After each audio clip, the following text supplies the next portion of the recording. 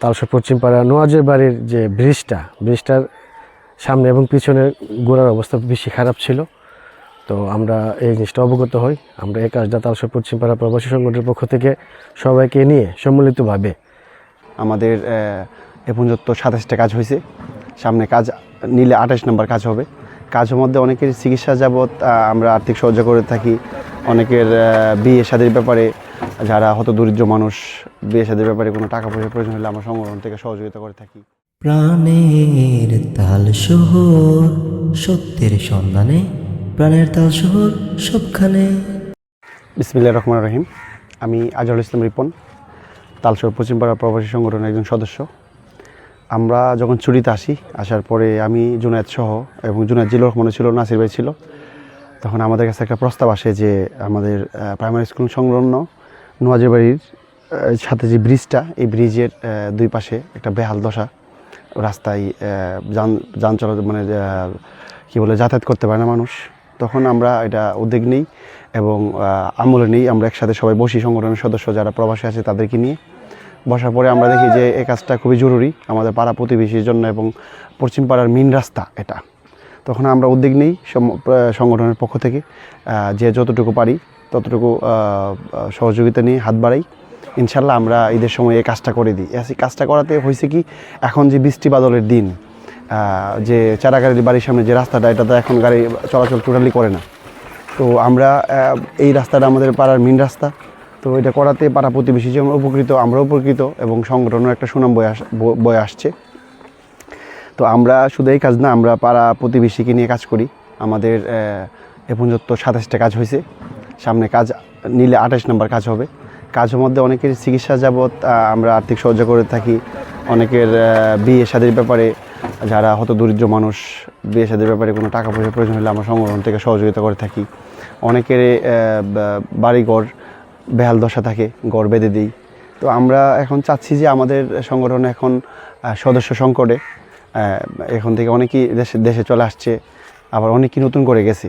তো আমরা পাড়া প্রতিবেশীর কাছে আমাদের একটা উদারত আহ্বান থাকবে যে আমরা যারা প্রবাসে আছি এবং যারা আমাদের সংগঠনের ব্যাপারে অবগত না এবং পাড়াতে আছে, তার মা ভাই এবং তার বন্ধুবান্ধব সবাইকে যেন অবগত করি, আমাদের সংগঠনটাকে যেন মজবুত হয়। সদস্য যত বেশি হবে তত সংগঠন মজবুত হবে। পাড়া প্রতিবেশীদের জন্য কাজ করতে আমাদের তত সুবিধা হবে। তো সদস্য সংকট মানে আমাদের আর্থিক সংকট। আমরা একটা সংগঠনটাকে চাঙ্গা করতে গেলে আমাদের এখন বেশি সদস্য দরকার। সদস্য বেশি হলে তত কালেকশন বেশি হবে। তো আমরা পাড়া প্রতিবেশীর কাছে সবার কাছে একটা আহ্বান থাকবে, আহ্বান থাকবে যেন আমাদের সংগঠনে সবাইকে যেন বলে যে আমাদের একটা ভালো সংগঠন আছে, পাড়া প্রতিবেশীকে নিয়ে, হতদরিদ্র মানুষদেরকে নিয়ে কাজ করে। তো এই বলে আমার বক্তব্য শেষ করলাম। আসসালামু আলাইকুম। বিসমিল্লাহির রহমানির রহিম। আমি মোহাম্মদ জুনায়েদ। আমি তালশোর পশ্চিমপাড়া প্রবাসী সংগঠনের একজন সদস্য। তো আমরা গত কয়েক সপ্তাহ আগে আমরা প্রবাস থেকে আসি, আমরা রিপন সহ অনেকেই সদস্য ছিল।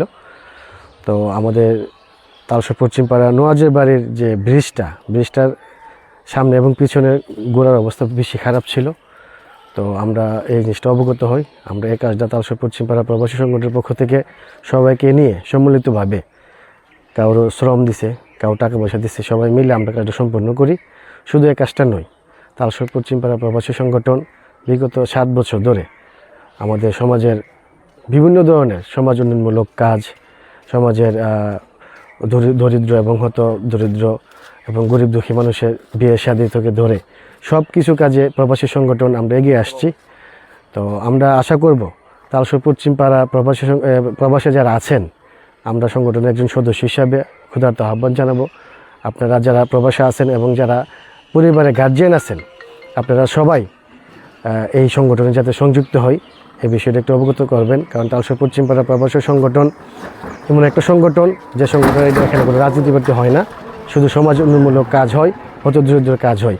শুধু আমাদের এই ব্রিজে কাজ নয়, আমাদের সংগঠনে এ পর্যন্ত প্রায় 27টি কাজ হয়েছে। এই সবগুলো কাজ আমাদের তালশোর পশ্চিমপাড়া প্রবাসী সংগঠনের সদস্য মিলেমিশে আমরা এই কাজগুলো সম্পন্ন করছি। তো আমি সংগঠনের পক্ষ থেকে একজন সদস্য হিসাবে ক্ষুধার্ত আহ্বান জানাবো, যারা দেশে বিদেশে আছেন, আমাদের এই সংগঠন তালশোর পশ্চিমপাড়া প্রবাসী সংগঠনের সাথে যাতে আপনারা সংযুক্ত থাকেন এবং পরিবারের যারা দায়িত্বে আছেন মা বাবা সবাই এই জিনিসটা সবাইকে শেয়ার করবেন, যাতে আমাদের এই সংগঠনের পাশে সবাই একসাথে মিলেমিশে আমরা কাজ করতে পারি এবং এই সংগঠনের সাথে আমরা সংযুক্ত করি। আমরা সবাই মিলেমিশে যদি আমরা সংগঠনটা সুন্দরভাবে চালা যেতে পারি, তাহলে শুধু এই কাজ নয়, এরকম আরও শত শত কাজ আমরা করতে পারবো। প্রাণের তাল শহর সত্যের সন্ধানে, প্রাণের তাল শহর সবখানে।